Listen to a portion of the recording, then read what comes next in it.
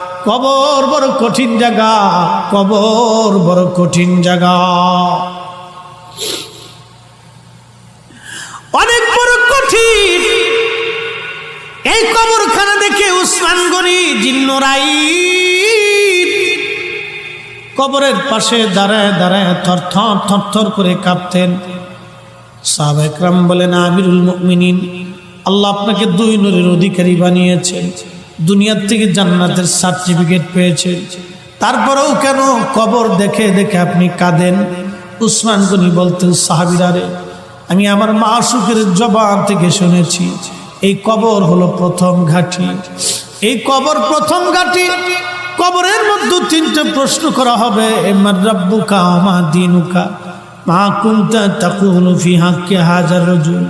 আমি উসমান গনি কি কবরের প্রশ্নের জবাব দিতে পারবো কিনা, এই চিন্তায় কবর দেখলে আমি কাঁদি, কবর দেখলে আমি কাঁদি, কবর দেখলে আমি কাঁদি।